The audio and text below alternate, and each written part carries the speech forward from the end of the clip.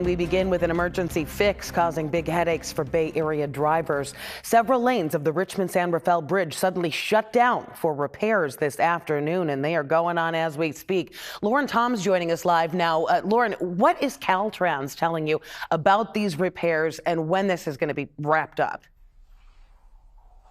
Yeah, and well, Caltrans telling me right now crews are getting ready to open a second lane on the lower deck of the Richmond-San Rafael Bridge. Right now, we are on the top part of the Richmond-San Rafael Bridge on the east side. Traffic behind me, you can see going westbound, and this traffic has been crawling for hours today since crews were deployed in the 11 o'clock hour to fix a split in the concrete in the central part of this upper deck. But one expert tells me it's steel rods that hold the cement together that prevented any major damage here.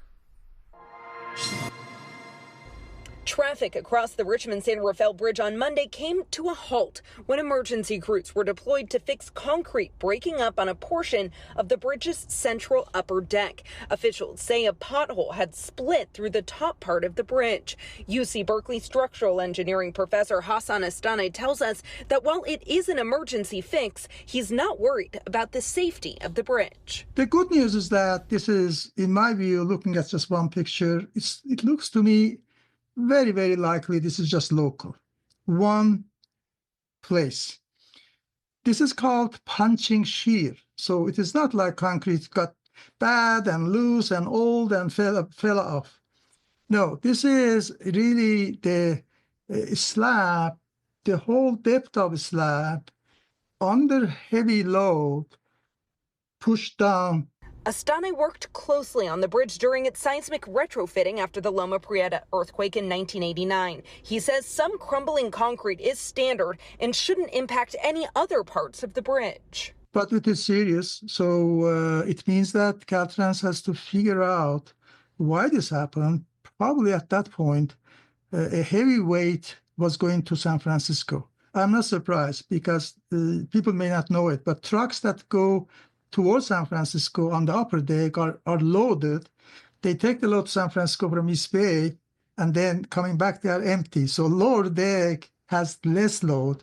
Caltrans spokesperson Bartnett tells us the pothole is about 3 inches wide, but sliced through the upper deck, creating concerns that concrete could fall onto passing cars below. But no falling concrete was reported before crews arrived. Well, 3 inches, it's about like that.